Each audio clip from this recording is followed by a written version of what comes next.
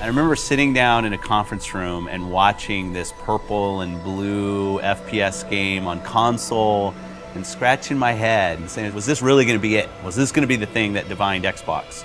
And obviously 10 years later, it proves that that was the kind of the seminal moment for us, the beginning of Halo as an Xbox game. Not only did Halo 1 bring the FPS to the console, it also brought story. Cortana. I've spent the last 12 hours cooped up. The combination really established sort of a new genre, if you will, of FPS console story expectation. Halo did a lot of really conventional storytelling through cinematics and cool voice acting and great music, obviously.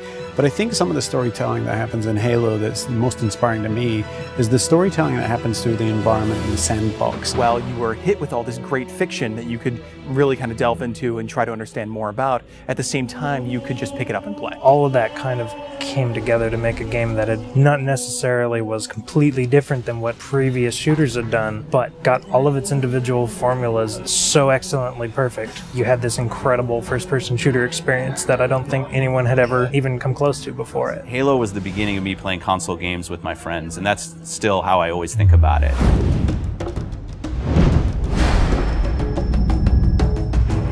I think people have been asking for a remake of Halo 1 since Halo 2 was announced. I like to go all the way back to the day that Xbox Live came out, and the demand for Halo 1 and the ability to play, say, co-op over Xbox Live kind of started, and it built up over the years and over the years. It was the perfect timing since the 10-year anniversary was coming up. It occurred to us that there's this entire generation of people who never played the original game. If you're an 18-year-old gamer today, you were 8 when Halo came out. We did due diligence on a number of partners. The number one requirement was that it didn't impact gameplay at all. You have a classic, you have something that's just magical, right? If you go and tinker with it, you're going to lose that magic. What we really needed was someone who could work with our existing physics and gameplay engine. Saber popped up really quickly. They're like, yeah, we can do this. We can make the game look like a current generation game, and we can do it by using the original Halo 1 engine. The gameplay in Halo 1 is what's called deterministic. In other words, if you feed the engine the same input, the game will behave in the same way. And if you can apply this principle across a network, you can have two game worlds completely in sync. So rather than simulate Halo's original gameplay or Halo's original physics, we're able to actually use them completely. So the car is nice and shiny, but the engine is fairly old, but so we had to make sure that it all kind of fits together.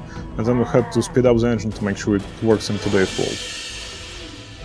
We've done some deliberate things. The library is easier to navigate now. We use lighting and textures to make it a little bit simpler. The pillars are covered in holograms on one side, or they're more decorated on the other side. From what we've noticed, it actually seems to help people that aren't familiar with the library figure out where they're going. Truth and Reconciliation is one of the best examples I can give. If you come to that first interaction and then you make your way towards a cliff, you can look up and see this unbelievable skybox. And so having all these updated graphics has really made the game, to me, just more immersive. I still remember the first time I saw someone switch to graphics. I didn't know that was actually going to be a feature until I saw someone do it. In a lot of ways, it was a very, very fine balancing act. Because again, we're running all the original Halo 1 animations, so it's the original Halo 1 skeletons for those characters needed to be rebound into the updated meshes that we had brought over from Halo Reach and from Halo 3. For example, the Elite actually has an elongated neck, so they're a little bit more squat and compact.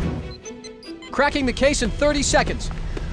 Welcome back, sir. We'll have you battle ready stat. Master Chief's iconic, and he has to look like a hero, and he has to look just right. Chief's armor was a tough process. We went back and forth on that for a long time. Well, originally, we were using a Mark V armor that's built in the multiplayer component of Reach. We just kept coming back, and it just didn't look like Master Chief. The first stuff we put out around E3, I think the forum reaction was instantly, Chief looks wrong, his visor's too big, the color's all wrong. Some people thought we were doing it intentionally as a retro. If you saw the original Chief from like 1999 era, he had a really tall, very matte reflective helmet. It actually looked similar to that. The thing about this group working on this project is that we are very, very passionate about getting this right. We iterate